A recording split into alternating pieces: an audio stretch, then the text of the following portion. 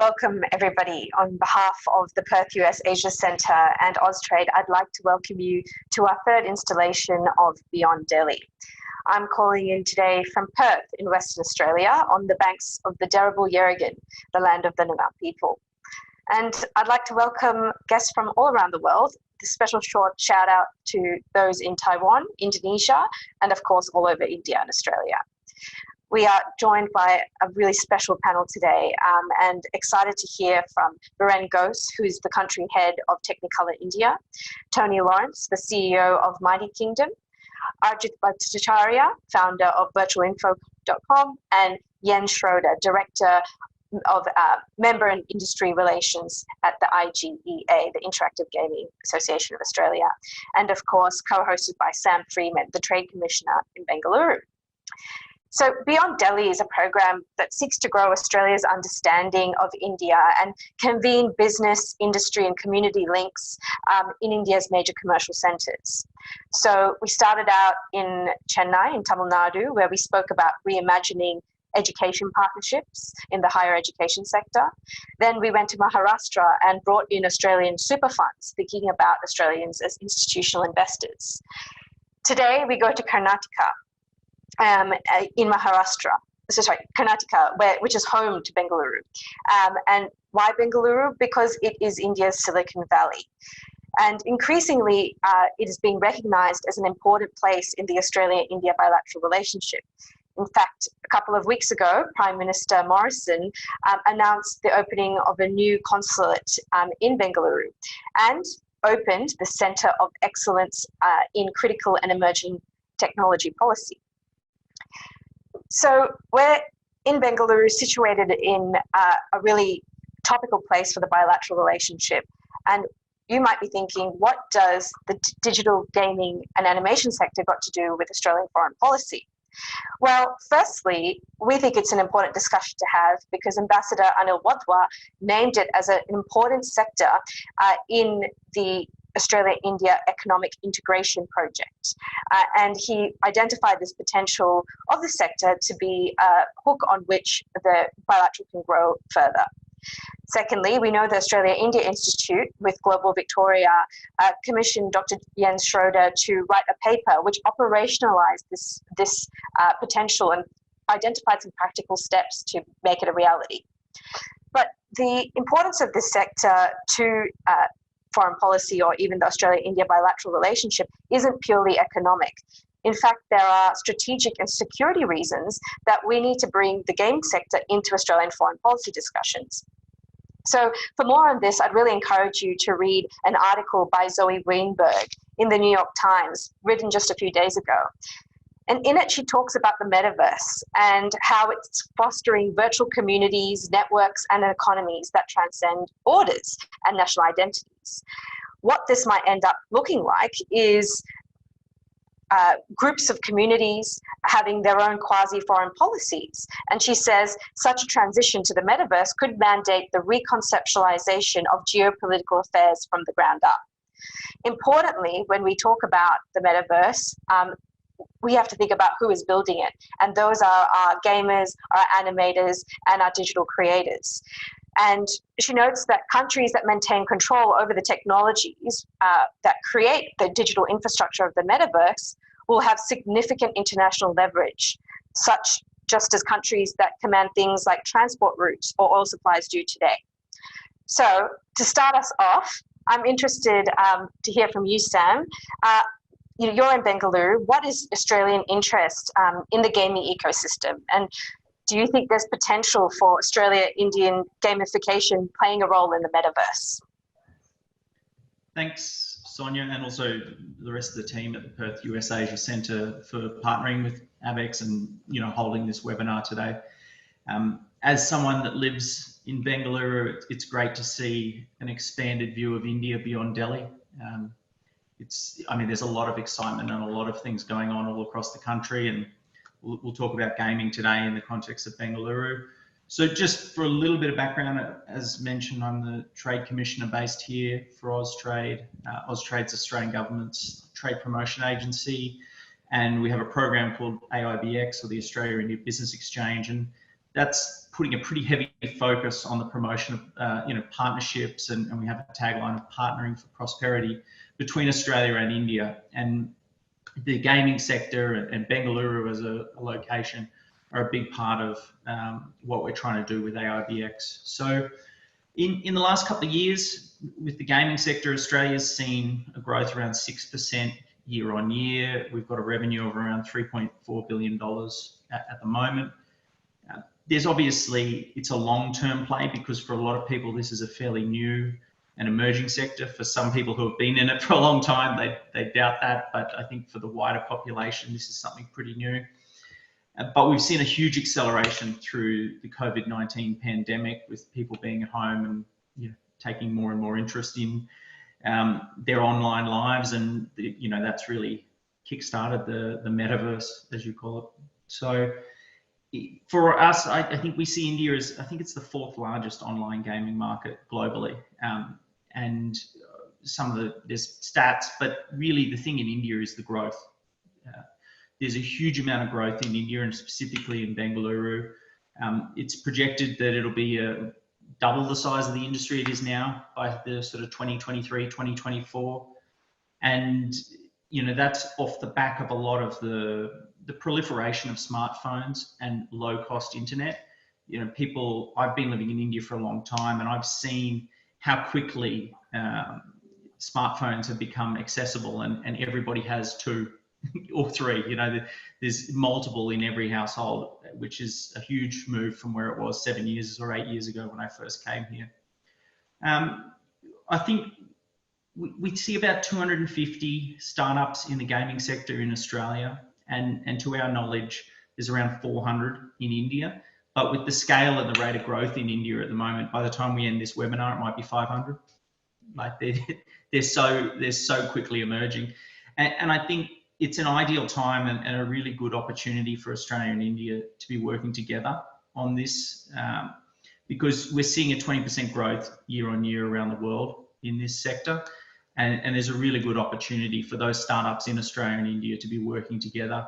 And India should be, for those startups from Australia, India should be your #1 market. And I say that biasedly as the TC sitting here in Bangalore, but with the rate of growth, with the number of startups that are emerging in this country, it should be the #1 place for Australian companies to be looking at. So that's just a little bit of background. I think we've got so many knowledgeable people on this webinar today. It's better to hand over to them to get into some of the details. So thanks, Sonia. Thanks, Sam. I'd like to now turn to Beren. Beren, you are also in Bengaluru. I'm interested in knowing a little bit more about the Indian industry and their international ambitions, and how even countries other than Australia, Canada, the US, how those industries from those countries engage with the Indian sector. Thank you very much, and good morning, good evening, good everything to everyone on the call. Just delighted to be here for my 3rd or 4th interaction with Australian industry. We've had the pleasure of bringing 2 delegations there before. We've had the pleasure of having 1 delegation here to Bengaluru, and we signed with Melbourne an MOU that needs to get some post-pandemic dust off it and move forward.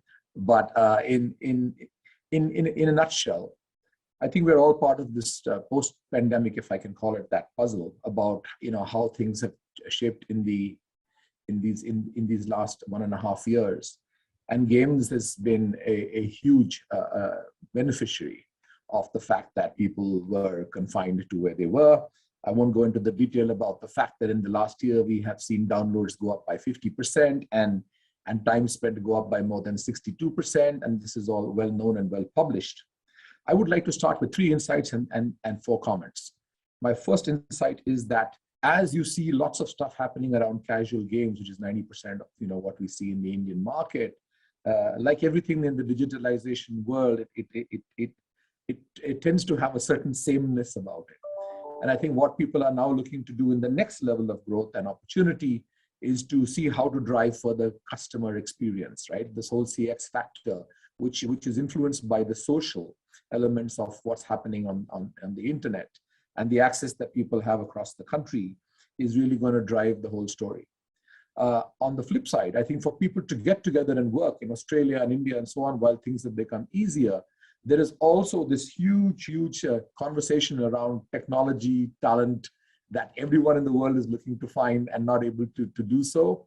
And I think, therefore, for us to collaborate, I think there are opportunities all the way from the creation of talent to the creation of content to the creation of distribution and so on and so forth. And I think we need to bucket them in those ways.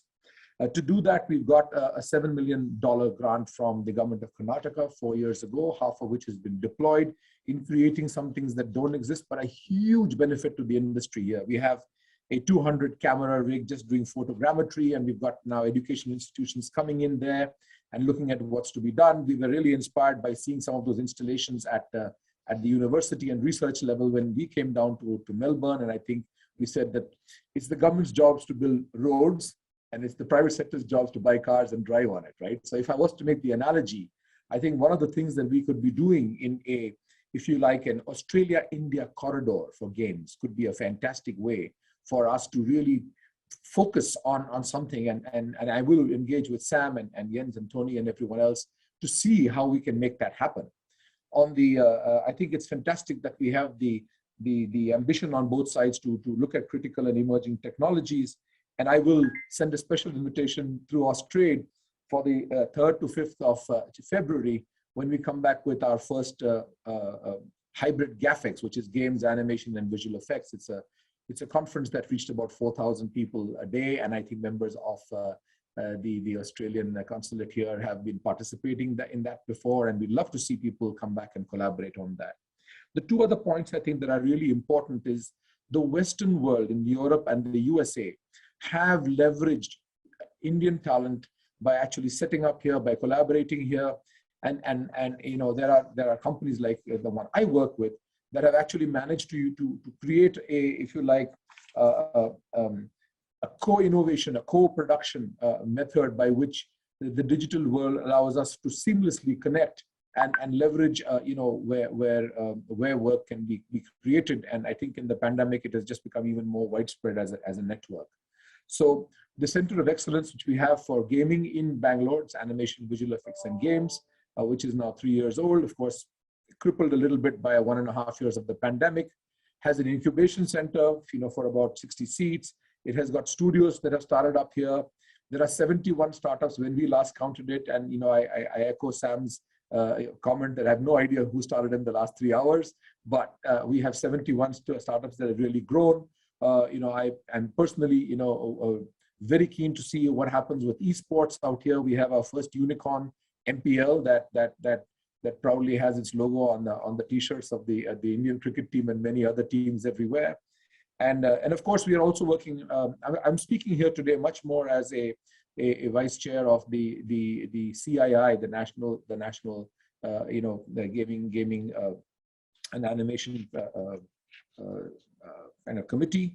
But I've also been 8 years kind of driving the local association ABI, which is our government, which is the single body through which the government uses you know, its investment vehicles. And we are now in 27 colleges, et cetera, et cetera. So I do believe that the idea to continue this conversation, you know, we can't build a gaming empire in 1 hour, but I think we can sow some seeds here for sure. And I think that the appetite is there. The hunger from consumers is there. I think there's a critical mass that is already developing at a galloping rate. I would put the CAGR for games as somewhere in the region of 35%. It could go up and down by a few, but it's certainly galloping at a speed that Sam referred to, which will, you know, double its size every, you know, 2.5 to 3.5 years for the moment. And I think then you'll see consolidation take place. And my last point really here is that, you know, it would be fantastic if we can continue this conversation by Australia becoming a country partner at the biggest event that takes place in India, and to have all of you here physically and virtually, depending how that little bug that's troubling us behaves during this time. So I think with these words, I will just say that there is an opportunity, and I do believe, Sonia, that your comments about how this opportunity is larger than games is very true. I have predicted, and it is already happening, that people are using game engine technologies for virtual production of animation, of movies, of TV. It's all here and now. And companies like ours have been creating, for the biggest studios in the world, we've been creating, digital avatars and digital humans and stuff like that. And I think the metaverse is something which is arriving quicker than the film that you saw a certain gentleman announce the meta with, was actually substantially also worked on in Bangalore, 2 floors above where I'm sitting here. So everything is possible if we can put our hearts, heads, and minds together. And I'll just leave this open for questions and comments going forward. But thank you very much. Thank you, Biren. What a great platform to take the conversation to. I really like the idea of, at the end of the discussion, finding those specific things, whether it's being a country partner or being a gaming corridor, and we'll return to that. And I think the regulation of both governments of the industries will be an important part of this. And I'd like to return to you about that. But for now, Jens, often, in our Beyond Delhi series, every sector we've talked to has talked about this incredible potential. But as Australians, we have never quite figured out where we fit in taking advantage of this scale or of collaborating or of partnerships. Tell us a bit more about your research into this, where the pain points are, and how you see we can make Biren's idea, what needs to be addressed before we can make Biren's ideas a reality. Yeah, look, thank you very much, and thank you very much for having me. So as you already pointed out, about a year ago, I was approached by Creative Victoria and the Australia-India Institute about writing a report into the opportunities that present themselves in the space of video games between Australia and India. And it really was an eye-opener, in particular in respect to the size of the market and the growth. Living in a country with 25 million people, compare that to the scale of a country with 1.38 billion people, there's some mind-blowing statistics in there, and it really was an eye-opener. That said, India offers certainly great opportunities, but also challenges, I guess, in terms of, say, monetization, for example. One of the challenges that you have is that some games monetize really well, say in the top 5 or so, and everything below that is finding difficulties in terms of monetization. How exactly that monetization is handled is another question. Credit cards are not very common in India just yet. As a result of that, you're going to find some other methods to monetize. So there is some challenges there. But in terms of opportunities, there's one point that Biren made that I would really like to echo. The Indian market is indeed shaped by a lot of casual games, by casino-style games, real money games, and so on. So there's a very sort of casual nature to them.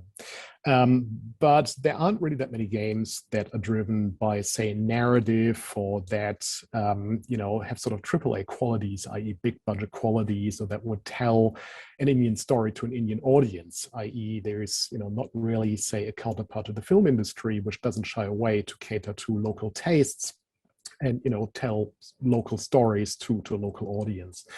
And I think there is an opportunity here for Australia, in the sense that Australia has a very long history of making games that are of appeal to an international audience. It is an industry that, by virtue of its small market, is outward focused. 83% of revenue is coming from overseas.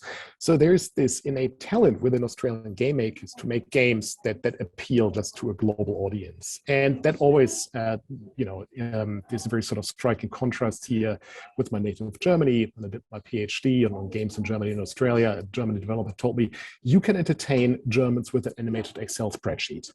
It's like, yeah, that's not really true for Australians. As a result of that, there's more of a global appeal. And I think there really is a great opportunity here to, to tap into that potential.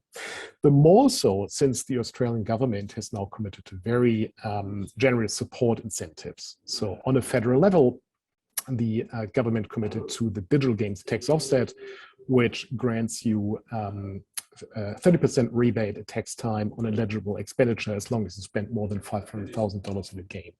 That's on a federal level, and that was introduced in May this year, i.e. after the completion of the report. Ever since then, state governments have followed suit. In fact, South Australia, where Tony is based, had a very forward-looking role in that respect. They introduced a state-based offset before the federal offset, and then the federal government followed suit, but then also some of the state governments. So Queensland, for example, the government committed to a 15% offset, which you can combine with the 30% federal offset, which makes Australia, not just Queensland, but also South Australia, Victoria, and New South Wales, who all now have committed to this type of support mechanisms, one of the most attractive destinations for game development. And so we're at the beginning of a very exciting trajectory for the Australian games industry in terms of growth. We have already received inquiries from international stakeholders about potentially setting up a presence in Australia. And of course, it is something that also benefits local developers. Since December last year, the Australian market or the Australian development scene has seen investments worth more than $280 million. And that is just, those are just the investments that are public knowledge. I'm sure there's more going on behind the scenes, but we've also seen such exciting developments as Mighty Kingdom going public as one of 2 Australian studios. So there really, is a great opportunity here for Australia to support India. And in that respect, yes, there is the market, and that is a tremendous opportunity. And yes, there are some challenges there, but certainly should be considered. But then there is also the support of the Indian industry in terms of developing games, that go a bit beyond the limitations of the sort of hyper-casual games that are currently very popular in the market.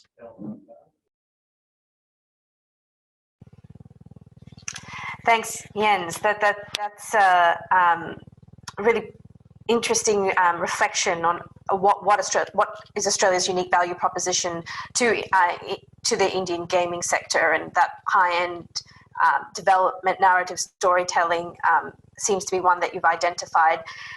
Tony, does that resonate with you, and what Jens' comments around the opportunity in India, but also some of the difficulties in finding partners there?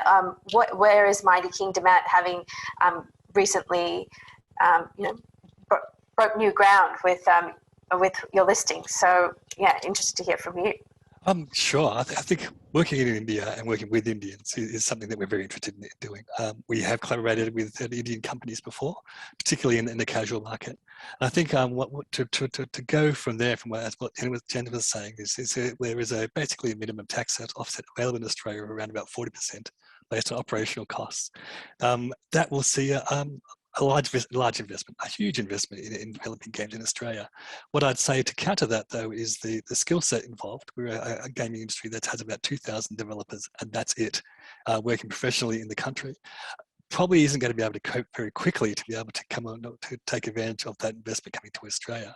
And that's where we'd look to somewhere like India, who is famous globally for the skill sets they offer, particularly in games. As Biren outlined quite successfully there, that it is a country that's known very well for its large studios, whether that be Technicolor, or other studios, to looking at animation, at looking at game development and using game development technology. So it's a population that has a skill set and a skill base that is already supporting the games industry. And even if it's not done, that's the case. So that's one of the first opportunities for Australia and India to collaborate on, is that we're going to scale very quickly. We're probably going to need a lot of help in doing so. And India is a place which has the skill set to help us be able to do that. And the second thing, I think, again, coming from what Jens was saying, is that it's an interesting market. I think, like all Asian markets, it's very much its own thing. And I think there's a story I have from a friend of mine who had a publishing deal in China, a similar size population. The deal was terrible. It was a 5% return on revenue share. However, because the market's so big, 5% return or revenue share basically meant it was his largest selling game completely. So the scale is certainly enticing and looking at a market. The difficulty with the Indian market is it's also very disparate and decentralized, and working in, and that has its difficulties, and someone from Australia who's used to working with European and US and North American markets, we don't have that experience. So there's actually a need to partner with Indian companies and publishers to have some success in India. It's not something we can do by ourselves. It really isn't. So actually building that knowledge, or understanding what that knowledge sector is about, and finding companies that can help us do that would be a huge boon, because like as everyone has said today, the scale is so massive that there's obviously ways for us all to do well from that market. So there's several ways that Australian developers can benefit from that, whether that be collaborating through developing content or having access to a market that we have little understanding about. Again, to go from what Jen was saying around about looking at narrative, yeah, I mean, Mighty Kingdom, we love narrative games, and the games we've collaborated previously with Indian companies are all about narrative. And culturalization specifically to India is something we'd be looking for. You know, quite clearly, we'd be looking for something similar, so we could also have those games elsewhere in the world. And as Biren said, let's make a cricket game. But I think that's only a small section of the world in real terms, no matter what we think it could be the largest game after FIFA. I don't know. But yeah, that's I guess the spearhead of working with Indian companies to take advantage of that market is going to be huge. We all know that the other large technology companies, whether they be Microsoft or Google, has a very large interest in making sure that they're able to penetrate those markets, and even live streamers such as Netflix. Now, the interesting part of that when speaking to casual games is those large companies are looking to change for different business models. So again, having some understanding on how those business models, primarily a subscription business model rather than a casual IAP or advertising business model, we're working with India. And again, we're not going to know until we start speaking and having that collaboration that we should have to grow both markets. So yeah, I'm an optimist in that I see great potential for working together, and great potential for collaboration, and great potential for understanding how we can both work with each other as developers and distributors and as populations to make a bigger and bigger global market. Thank you, Tony. You're getting a round of applause from Biren. So I think that's a good sign. We'll return to some of those themes that you have brought up, especially around the education seems to be one that there seems to be an opportunity there that all three of you have spoke about in terms of creating the pipeline of the next creators and distributing them around the world, whether that's in India or in Australia. And also I'm very interested in hearing about how the big players, the interaction of smaller game developers in both countries and how they battle with the technology giants in this space, which is a topic that Arijit, as someone who's been involved in Indian unicorns and as a founder yourself, must be familiar with. Now interested in hearing your reflections on what the panelists have said today, and maybe even seeing some of your creations. Well, yeah, thank you so much for the beautiful opportunity. Let me give you two different perspectives about the Indian market. Indian gaming market, when it started, I really can't comment when exactly it started as a exact game development studio as a concept. But when we started in 1998, there was less number of people who could have probably thought about starting a game studio. And the way we thought to create our own game title instead of becoming an outsourcing hub for others to create games for them. So what we did, I will split my speech into three different sectors from now. So what we did, we started taking real actor and actress. It was a roller coaster journey for me. There was no studio, there was no setup. So it was not easy to make someone convince who is a movie star saying that I'm gonna make you a 3D character.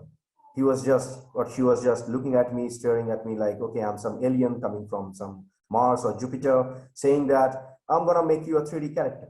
When we started doing that, we realized that Indian gaming market, at least till 2010, was not ready enough to understand the 3D character and serious gaming. So I started floating the venture out of India. We got a huge number of success from Asia, mainly from South Korea, Japan, Taiwan, China, that belt. And I will echo with Tony. Yes, there are number of publishers who will say that amazing, you guys have converted real actors into 3D. Let's do it on virtual reality. Let's go for proper gaming sector, and we have our devices. Let's handshake with us. That gave us an edge to explore much more opportunities.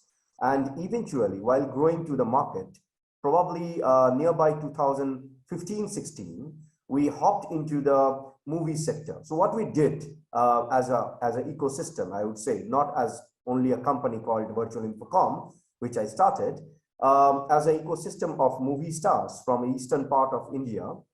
We handshake with each other. We started marketing for their movies through our games. That gave them a lot many advantage, becoming more popular as a regional movies, as a local movies, and those stars started getting a lot more fan base from the gaming world. That created them to understand, okay, fine, these things can be done. We didn't stop over there. So we started communicating and collaborating with the local artisans, and the way we created the superhero costume so that it can be translated into real life. So what we did, we outsourced a lot many of those works to create real life dresses, bangles, amulets, weapons, and a couple of more toys in small villages. We trained them on those crafts, and then we connected them into the gaming of ours. And then eventually we started floating the entire concept into the Asian market, which gave us a different kind of reflection, different kind of feedback. And the way we started making all those kind of gamified characters is actually taken from the mythologies, epical stories, and folklores. So we did more than 350 plus superheroes till date, converting real actor and actress, which involves not only India, Russia, Ukraine, UK, Japan, Spain. We got 2 models from Australia as well who converted themselves into the gaming world, of course. And then eventually, we found that in Australia, if you don't know, I run one investment banking company in Sydney called Avenue Global, and another accelerator that we recently started is called Co-Innovate Ventures, wherein we started investing whatever we have gathered so far with funds and other activities that we have done so far. We started investing that money into the deep tech technology and sustainability. And we did our first investment in one of the Turkish company who are into the gaming. And the fascinating fact is they were ready to handshake with the Australian developers and upgrade themselves into the Asian market. That was the, you can say, plan. And when I see the Australian market at the moment, Australia has got a very rich culture, which probably we are yet to explore in terms of gaming, in terms of creating avatars. And when we talk about metaverse, probably we can do some of the cool stuffs over there. India on the same front, if I compare that, probably India till date is buzzing with all those esports and casual games. Probably Indians, as an Indian, as a whole, on a monetization model, will take some amount of time to understand the AAA standard game, and then probably adopt that into the Indian continent. And probably that context is much more needed nowadays to understand how to go for those kind of proper game instead of hyper casual and casual games. Hyper casual and casual is great for people who are probably traveling. They are not gamers. They are actually users. So when we talk about gamers, probably we need that community to come forward. And I can echo with all those 450 plus indie studios wherein we are connected with each other. These guys are amazing. And I will not talk about more biggies. Rather, I will echo with those people who have got only 5 people in their company, who have got probably 10 people in their company. They are sustaining. They are making money. They are in revenue stage. They are not looking for probably fundraising. They are looking for more of handshaking with some other company who can uplift them. And that's what probably we need as a relationship between India and Australia. So there are options, of course. There are opportunities, of course. I have been talking to 2-3 different Australian cricket cricket captains. They are pretty open to probably become one of the character, make things happen. I have been in touch. In fact, one of my ambassador, his name is Bruce Hopper Hopkins, if you have heard about that name. He did Bondi Rescue as a TV program. he also started a program on virtual reality to teach kids how to swim and how to save themselves. So if we look at gaming, gaming is not about only entertainment. Gaming became nowadays as an edutainment.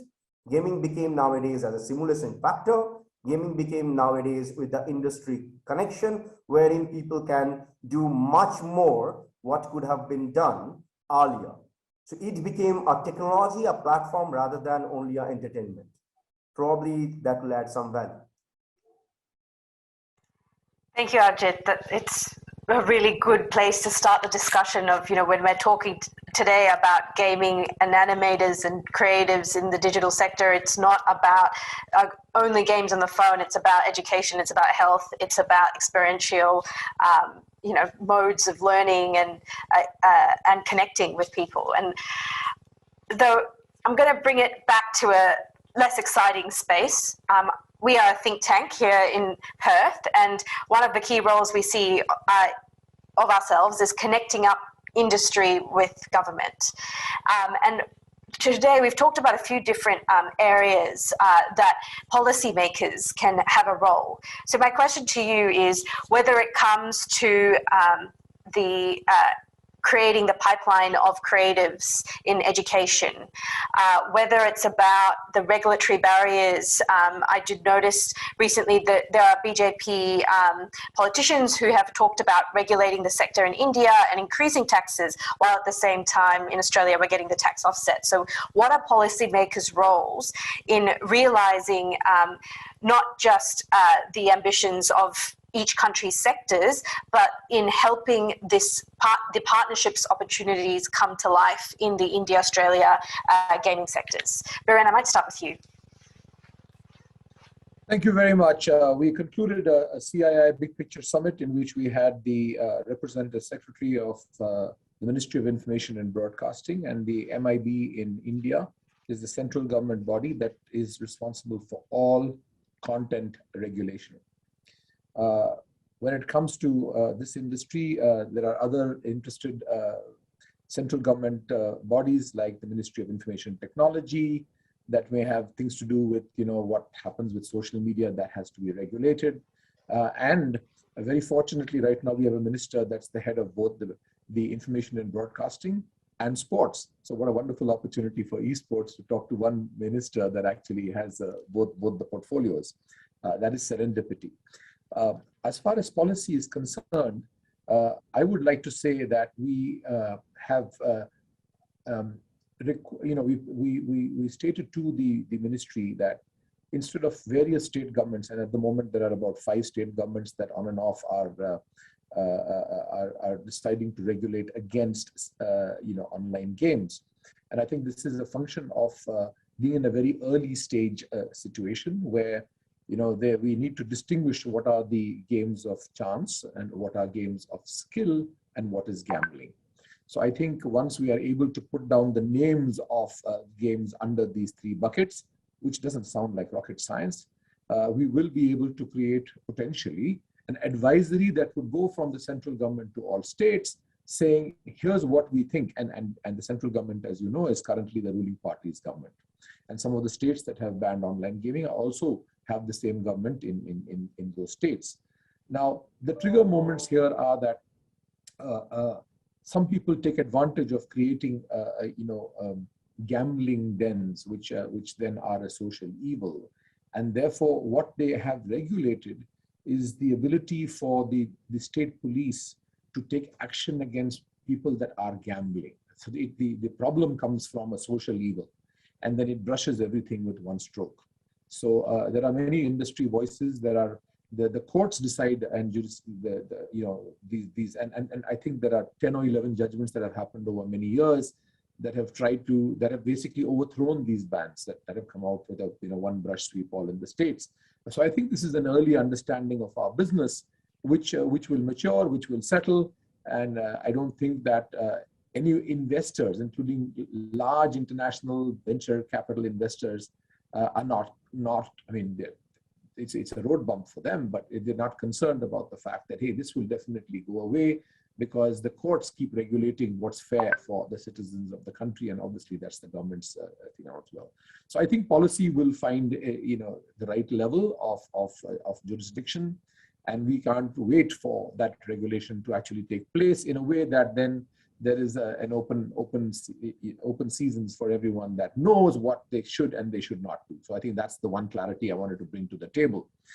The second is that we are right now engaging with a large consulting company in Bangalore to bring out, hopefully by the first quarter of next year, the third AVGC, Animation, Visual Effects, Games and Comics policy for the government of Karnataka.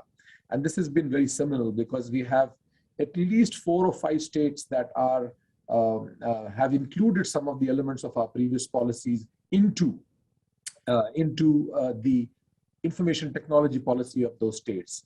And in fact, it opens a portal for local companies to start talking about things like funding. Startup funding obviously is really important. We're just finishing the 3rd round of something called Elevate in Karnataka, where 100 companies get funded to start up. And I can tell you that animation and games have probably had about 15 or 20 awards for people that want to create content or create new technology and so on. So it's happening in that way.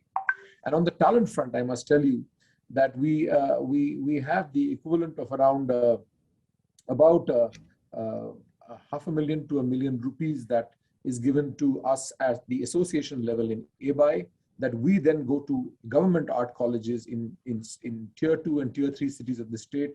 So not only beyond Delhi, but beyond Bengaluru as well. We look at and I think this program has been going on for 10 years now, almost 9 or 10 years. And the first 7 colleges that we gave a 3-year grant to have gone back and made it part of curriculum and have been able to get substantially higher monies from the Ministry of Skills Development. So our job as industry leaders is to kind of light the candle that becomes something bigger. And I think that we are now looking to see how the CSR funds of established companies can work together with government funds from the skills department in order to make that into a far larger play. I can also tell you that it's really important to continue to engage with the central government, because for some years now, they have been talking about a national COE for animation, visual effects and games. I think the states in India, like in Australia, will all want to jockey to see which state gets it. You and I can guess, that one state has more tailwind than the others. But having said that, Telangana, which is, Hyderabad, has already worked with the software technology parks of India and put up starting a gaming COE, which will take. And in the northeast of India, where we have 8 different states, the Prime Minister is very keen for those states to develop animation, visual effects, and games. So 4 of us, I think, have taken a mentorship responsibility for a center of animation and games and AR, VR, and so on. So there are things, and that has funding behind it from a government source, and have finished their first 2 rounds of looking at startups that don't even know how to make a business plan and come forward. So we have to kind of do a pre-coaching for all this. So there is a lot of stuff that is happening around policy and the clarity around policy, and I think the more articulation that we can bring to the table, the more reference we can bring to the table from what other countries do. And I think by a focus on the kind of corridor that I mentioned. I sit today in India's first technology park, which I think is about 25 or 28 years old, where the governments of Singapore and India put together the idea of an IT corridor for information technology. And that gave birth to the International Technology Parks, which is way out of Bangalore, but right now is surrounded by the whole city. And that is, I think, the kind of impetus that we need, where the state really brings in blessing, regulation, light touch regulation, some amount of seed capital and funding, putting money into something that is not viable. We sold the idea of the $7 million of what has to be invested in the COE in Bangalore because people said, but by the way, this doesn't seem to be a great investment. And we said, exactly. If it was a great investment to put motion capture and photogrammetry and dual camera head capture, etc., if it was a great business, you wouldn't need government. Yeah, we wouldn't need the government, right? So there are roles for where the government should come in, to help with employment and development and so on and so forth. And I think that's the conversation that we would like to take forward. On the point about revenues that Tony made and Arijit also echoed, I'm an industry, I watched the entertainment industry across all different sectors. And I can tell you that in television, for example, and other industries, which television today is 55% of India's total media revenue, it took many, many, many years to get subscription revenue. It was mostly ad supported. And if I look at the gaming story for 2021, 74% has come in from consumers that paid and 26% that came in from ads. So games has got a huge head start, a 25-year head start in terms of that ratio. It's up to us to create, the opportunity to bring more people into the fold. Obviously, the ARPU has to go up. Obviously, to the point that was made that top 5 games make a lot of money and the others don't. But don't forget, these are baby steps, but it's a very, very healthy trend. And in terms of digital payments, even if credit cards are not as ubiquitous as we'd like them to be, there are many other forms today. I mean, no one goes to buy KFC with cash anymore. So some of those things will happen in games as well. Yeah, thank you, Biren. Jens, when I was hearing Biren talk, all those same things are true of Australian tensions between policymakers and industry, whether it's states advancing at different rates, whether it's around regulatory things like we've seen recently in the Australian government's social media laws around identity, or even investment and the talent. So I'm interested in, what's your hot take? What are policymakers' roles when it comes to regulation, when it comes to investment, and when it comes to the talent pool? Yeah, look, I mean, Biren mentioned light touch regulation. That's certainly preferable because there are a couple of challenges that are thrown at the Australian industry in terms of online safety bills and social media monitoring. Like some of those measures were introduced the way they were proposed, that would make it very hard for some of the smaller studios to adhere to them. So, we appreciate where they're coming from, but I think there is a healthy balance there. But yeah, overall, I mean, it's certainly the government's role to create a sense of certainty and security.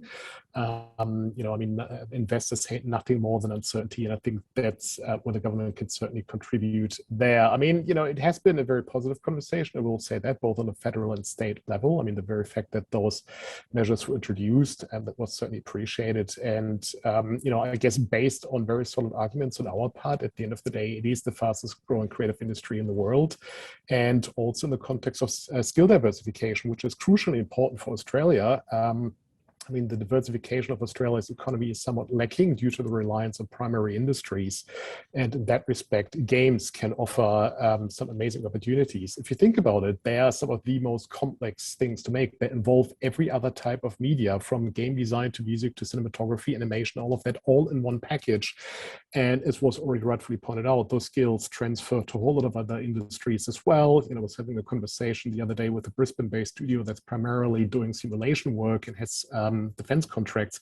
They're using games technology, and it translates very easily between those two sectors. So in that sense, the government was certainly quite receptive towards that. But I think another thing that the Australian government can do, and which Victoria already has done, is targeted introductions to stakeholders in both countries.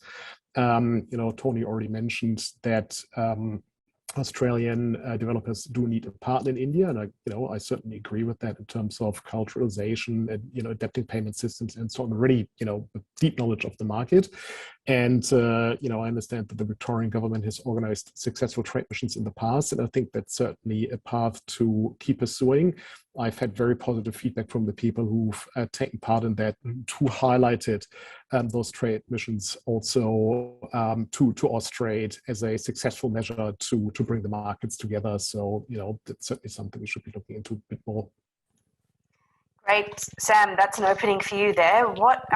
How are partnerships in the gaming sector different to partnerships in other streams that you service at Austrade? And I'm just interested in your observations on what Tony has talked about, Jens has echoed around partnerships in the digital world, and whether they're easier or harder than in the agricultural or mining world that Australia is also in.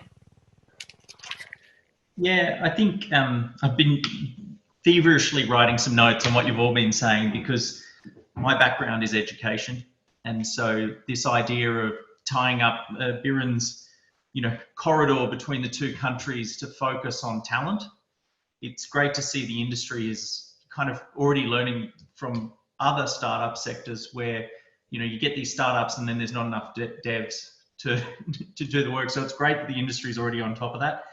And I think you mentioned the skills mission. I've worked with the Indian skills mission a lot, and Austrade has as well. And one of the advantages this sector has is that it's aspirational to do the work to get into this sector, to be a games developer.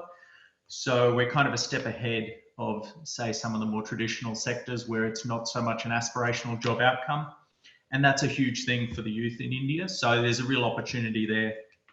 Anyway, to your point about doing partnerships in this sector, the thing I see is that, and I do look, you mentioned agriculture, that's one of the sectors I look after. And it's much easier to get game developers on a WebEx call to introduce each other or on a Zoom call than it is to get a farmer from, you know, rural South Australia to get on a call with his counterpart in the Punjab. So I think it's already easier, and it's already more possible to tie these things up. And the whole point of the metaverse is that everything's virtual. So it does lend itself to a much easier way to partner between the organizations. And I mean, a lot of startups these days are offering a work from anywhere kind of approach to all of their staff. So they can be partnering from anywhere as well. There doesn't need to be physical meetings. There doesn't need to be, you know, hand holding together in the same geographies. You can do a lot of this stuff online. So in saying that, I mean, we've just started to get flights back between the two countries. So that will make things a little bit easier, but I think it's a sector where it's much easier to establish a partnership virtually than it is in, say, some of the more traditional or unorganized sectors that India and Australia have worked on together. One other comment, and I think it was Jens and Biren who talked about payments, you know, within games and monetizing games. My opinion, and please don't take it as Austrade's, but my opinion is the digital payment ecosystem in India is far more advanced than many. And, you know, we have the UPI interface, and everything that's come off the back of the Aadhaar system and the, you know, the kind of single identifier, which makes it so easy for me to be on this webinar, buying food, getting it delivered and playing a game and doing everything online through a single interface. That's my phone number linked to my bank account, linked to my whatever card, debit or credit card. So it doesn't need to have credit cards. That UPI kind of supports the financial backing of all of this, which is a step ahead of many other countries. So that's another reason why India should be so attractive for people to come in and invest here. Thanks, Sam. I think you've really hit the nail on the head in terms of why we think the sector or the digital sector or even investment is important to the bilateral relationship and economic integration. As many of you may know, India and Australia are currently negotiating a trade deal. And you know, when it comes to issues of agriculture or exports and imports, it's a much harder negotiation strategy when compared to economically integrating in the digital world. So we've got two projects for the Australia-India gaming corridor. One is, you know, sharing experiences of regulation across both countries. The other was, you know, finding where there are opportunities to build a talent pool for both industries. Arijit, I'd like to pick your brain as an investor. What do you think the opportunity is for two-way investment, whether that's Indian investment into the Australian developing and game design, and whether you think Indian investors are looking to invest in gaming industries outside of India? Okay, so if the question is directly for the Indian investors to Australia, I think policy-wise, we need to update a lot regarding Indian investment, doing cross-border investments specifically. When we talk about bringing investment from outside of India in India, that structure is completely different. And as per my small understanding, spending in the investment world for the last 16 years, floated 3 different angel funds till date in US, China, and few parts of the other parts of the world. What I understand, investors always need their money back. So there must be a ROI, which people are looking at. And when we look at the fantasy sports or probably esports as a platform, and when we compare the same with a game studio, probably we are talking two different sectors which needs to be identified. One, are we talking about investing in game, or are we talking about investing in a game company? So there are two different concepts. If we are talking about investing in a game, there are short-term investment that is available in the market. We can go for safe investment. We can go for sometimes as a VC fund, if that is looking for mainly on the investing in the studio. If we are looking for investing in particularly in a particular game, probably we are talking about more publishers and much bigger players who are corporates who are looking for a money float with that particular game. Now there we have two different role players. One kind of role play can be done from the indie studios. Another kind of role play can be done from the established studios. And this is very much possible to go for a cross-border investment with India, Australia as a platform, as a trade and commission, as a body, as a technology, as a body. Australia have got lot many talents and very specific focus-oriented game developers and artists. When we compare the same with India, I will echo with Biren. We have lot many people in India who are qualified enough regarding making amazing games, amazing output. Probably what we lack the content part. As I'll be very honest, okay? Probably we need some kind of hype, some kind of encouragement to the studios to create proper AAA standard games from India. That's not happening much more, okay? We are more talking about MPL and then Dream 11, which is not at all related to such kind of game. I'm not commenting about betting. We have more policymakers who can actually comment on that. I'm not commenting on skill gaming. Rather, I'm commenting on proper gaming, which we have probably have seen for decades and decades, which actually evolved humankind and created more money and created more skill set rather than these fantasy sports and skill set games. You know what happens when you create that kind of talent pool? You create AI engineers, you create network engineers, you create database programmers, you create data scientists, not only game developers or game artists or animators. So these byproducts usually evolve the market as a whole. And when we look at the investor perspective, there are impact funds who are looking at those kind of effects.